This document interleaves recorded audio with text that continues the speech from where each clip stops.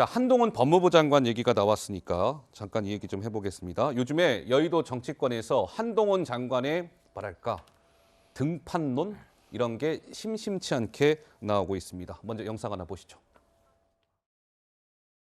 이재정 의원한테 제가 들은 이야기예요. 한동훈 장관이 쫓아와서 어디 도망갈 데도 없어요. 손을 탁 내밀면서 꼭 뵙고 싶었습니다. 라고 악수를 청하더랍니다. 제가 제보를 받았습니다. 7월 19일 밤인데요. 제보 내용에 따르면 김앤장 변호사 30명 가량이 있었습니다. 그리고 윤석열 대통령도 청담동의 바에 합류를 했습니다.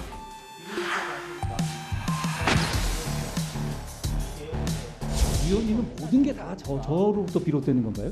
청담동 한동훈 술자리 하면서요. 한동훈이 없어졌던데 이제는? 공직자로서 매번 무거운 책임감을 것을 느낀다라고 지금 하시는 분이 자, 지금 이 자리에서 지금 그 해결도 몇 번 안 하시고 사과도 없으시고요.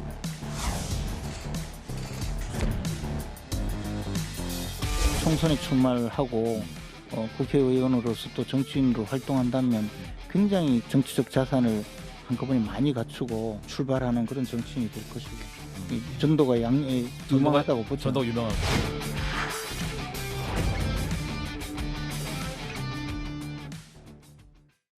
자, 한동훈 장관의 이 정치권의 등판론이 심심치 않게 제기가 되고 있는 가운데 최근에 여론조사를 보니까 이재명 대표가 38.3, 바로 그 뒤를 잇고 있는 인물은 정치인이 아닌 현직 법무부 장관인 한동훈 이름 석자가 올라와 있습니다. 18%.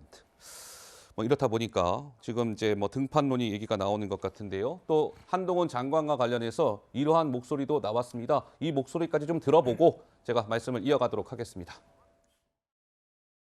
한동훈 장관 어떤 답변이나 대응 태도가 정파적으로 보일 소지가 있다. 아무래도 그렇죠. 그러나 정치인으로 본다면 굉장히 아주 훌륭한 지금 대응을 하고 있는데 정치인은 아니시잖아요. 지금 국무위원이신데 그럼 정치를 하시면 또 정치인은 되게 잘할 것 같다라는. 잘하실 것 같다는. 정치하면 잘할 네. 것 같다. 예, 그런 생각이 듭니다. 한 장관은 민주당과의 협업을 주장하면서 더 탐사 관계자 정치 깡패다. 이렇게 또 발언하지 않았습니까? 그 정치를 잘하신다니까요. 정치적 용어로는 굉장히 아주 탁월한 훌륭한 표현이었습니까? 분이죠. 사실 그 정도로 표현을 해서 한마디로 정의하기가 쉽지 않죠. 총선에 출마를 하고 국회의원으로서 또 정치인으로 활동한다면 굉장히 정치적 자산을 한꺼번에 많이 갖추고 출발하는 그런 정치인이 될 것이고 이 전도가 유망하다고 보죠. 전도가 유명. 자, 김종욱 교수님, 근데요, 이 한동훈 장관은 현직 법무부 장관인데 뭔가 정계 진출과 관련된 뭔가 이런 목소리들이 국민의힘 내부에서 뭔가 좀 군부를 떼고 있는 것 같은데 좀 이걸 좀 어떻게 보십니까? 근데 이 얘기는 이미 최근의 얘기가 아니죠. 몇 개월 전부터 한동훈 법무부 장관은 법무부 장관을 그만두고 적어도 다음 총선에는 나올 거다라는 얘기가 있었고 네. 또 하나 비대위 체제가 등장하면서부터 차기 당권과 관련해서 한동훈 법무부 장관을 호출해야 되는 거 아니냐 이런 얘기들이 분명히 있었습니다. 당대표로까지요? 네, 그렇죠. 얘기가 있었죠. 어허. 근데 그게 불을 지른 이유는 뭐냐면 예. 전당대회가 2, 3월에 열리게 되면 그건 어려울 텐데 예. 갑자기 5, 6월 달 전당대회가 나왔던 거죠. 그러면 국무위원 정도를 한 1년 정도 한 거 아니겠습니까? 그 정도 되게 되면. 예. 그러면 그 당시에 이제 권영세, 그다음에 원희룡, 한동훈 이 세 분 정도가 이제 국무위원이신데 예. 이 세 분 정도가 다음 당대표로 나올 수 있지 않겠느냐. 이제 윤석열 대통령이 차출을 하는 측면이 분명히 있겠죠. 네. 근데 김재원 전 최고위원이 네. 이 한동훈 법무부 장관에 대해서 그렇게 극찬하시는 분이 아니셨거든요.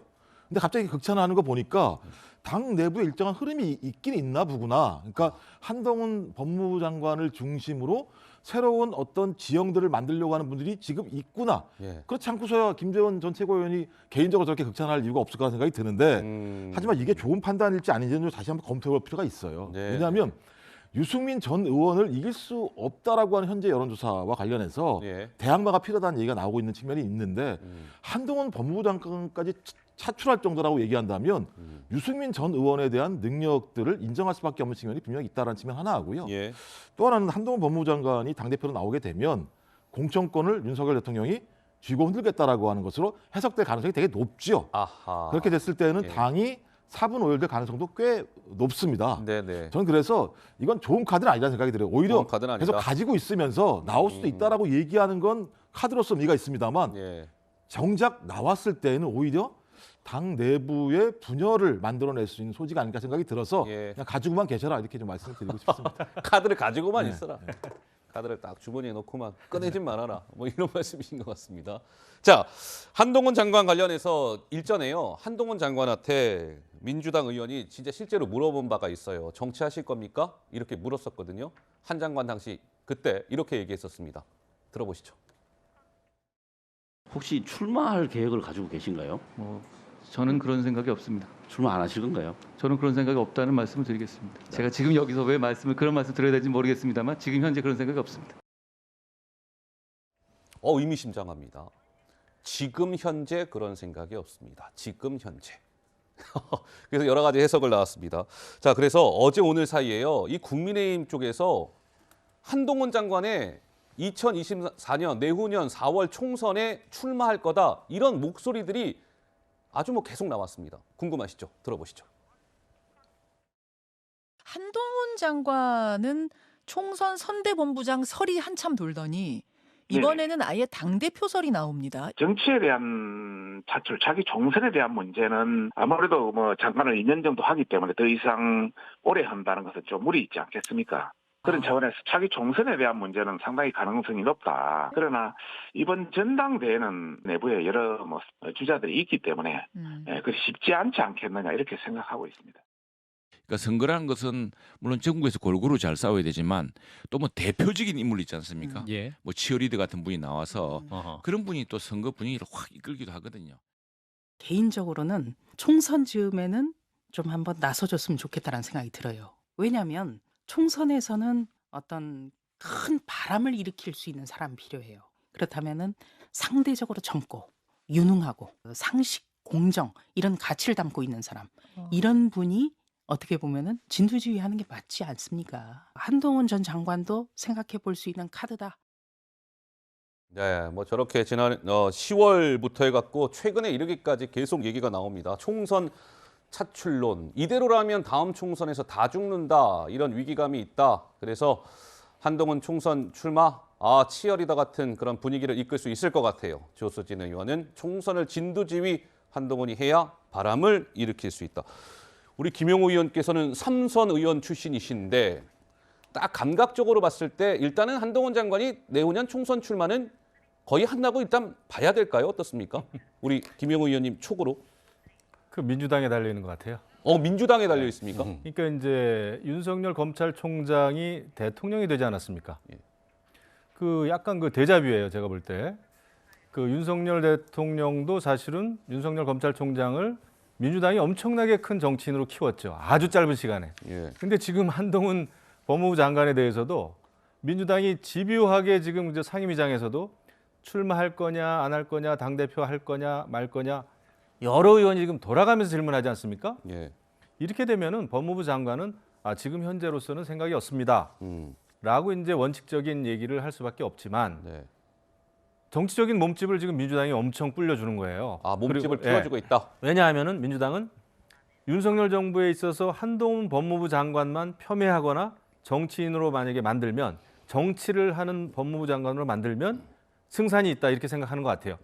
그래서 이제 타겟이 되고 있는데 공격의 타겟이 되고 있는데 결국은 민주당 의원들이 열심히 공격해가지고 성공한 예가 거의 없습니다. 한동훈 장관 인기만 올려줬지. 그런데 국민의힘도 잘 생각해야 돼요. 지금 이제 내후년이면은 윤석열 정권 심판론으로 갈 가능성이 큽니다. 민주당은 그걸 들고 나오겠죠. 그러면 한동훈 장관이 총선에 나와서 지휘봉을 잡는 그 여부는 국민의힘이 또 윤석열 정부가 그때까지 잘하느냐 못하느냐에 달려 있는 거예요. 그때 완전히 그냥 심판 분위기로 가면 한동훈 법무부 장관 나오라고 해도 못 나옵니다. 그렇군요. 하지만 정권 창출해야 된다. 또 국정 마무리 잘해야 된다라는 분위기가 있으면 한동훈 장관 나올 수 있죠. 그래서 한동훈 장관에 기댈 게 아니라 지금 현재 이대로면 다 죽는다 지금 그런 말씀하시는데 왜 이대로 이것밖에 안 되는지를 먼저 생각하고 지금 할 수 있는 개혁을 지금 해야지 한동훈 장관이 당을 살리는 사람으로 구세주로 나오는 거를 바랄 수만은 없다 이렇게 생각합니다. 제 기억에 우리 구자홍 차장께서 얼마 전에 한동훈 장관 관련해서 취재한 내용을 갖고 아마 유튜브 방송 혹시 맞죠? 그래서 한동훈 장관에 대해서 뭐 취재도 많이 하셨던 것 같은데 어떻습니까? 구자욱 차장 보시기에는? 그러니까 저도 김영우 의원님 말씀에 동의하는데요. 한동훈 장관은 아마 자신의 미래를 자신도 잘 모를 겁니다. 자신의 미래를 자신이 모를 그러니까 거다. 윤석열 대통령이 1년 뒤 자신이 대통령 되리라고 뭐 계획 세워서 대통령 되신 분 아니잖아요. 상황의 산물이었는데 한동훈 장관도 좀 마찬가지인 것 같습니다. 그러니까 지금은 정치 실종 시대거든요. 네. 정치의 사법화, 그다음에 국정의 정치화. 그러니까 정쟁의 일상화예요, 지금. 모든 것이 윤석열 정부 출범한 지 반년밖에 안 됐는데 앞으로 4년 반 동안 어떤 국정 주요 과제를 완수할지, 그래서 국가의 이익을 키우고 국민의 삶을 행복하게 할지, 이거에 대한 관심은 지금 다 사라져 버렸거든요. 그러니까 윤석열 정부가 지금 선택과 집중을 해야 되는 국정 과제를 희석화시키는데 지금 야당이 자꾸 한동훈 하면서 지금 윤석열 정부를 좀 가로막고 있는 측면이 있는데, 한동훈 장관도 지금 어떻게 보면 정치인이 아니라 국무위원입니다. 국무위원으로서 법무부 장관직을 충실히 수행하고, 그 직을 수행하는 걸 보고 국민들이 봤을 때 저런 사람이 대한민국을 좀 이끌었으면 좋겠다, 이런 여론이 수렴이 된다라면 뭐 총선 아니라 대선까지 나갈 수 있겠지만 지금 어떤 정치적 목표를 정해놓고 그걸 위해서 자기가 노력을 한다라면 오히려 좀 역풍을 맞을 수 있기 때문에 한 장관은 오히려 좀 일부러라도 정치와는 좀 거리를 두려는 노력이 좀 필요하지 않을까 하는 생각이 듭니다. 박원석 의원 한 말씀 하시겠다고요? 근데 저는 지금처럼 법무부 장관을 하시려면 빨리 여의도 가서 정치 시작하시는 게 좋을 것 같아요. 지금 한동훈 장관이 국회에서 사사건건 민주당 의원들하고 부딪히는 모습을 보면 저건 국무위원의 발언이 아니고 정치인의 발언입니다. 그러니까 사실상 정치와 거리를 둔다지만 실질적으로 정치를 하고 있는 거거든요. 그렇기 때문에 계속 거론되고 뭐 지지율 조사 대상에도 오르고 그런 거 아니겠습니까? 그래서 저는 국민의힘이 뭐 한동훈 장관에게 기대하는 바도 있겠지만 한동훈 장관 스스로도 지금처럼 하시려면 빨리 정치하는 게 낫다, 이렇게 생각합니다. 알겠습니다. 제가 마지막으로 이 주제 마무리하면서 네 분께 한동훈 장관 내후년에 총선에 출마할 것 같다라는 분은 딱 손을 들어주시는 거예요. 자, 한동훈 장관 내후년 총선 출마한다. 저도 출마할 것 같아요. 네 분 다.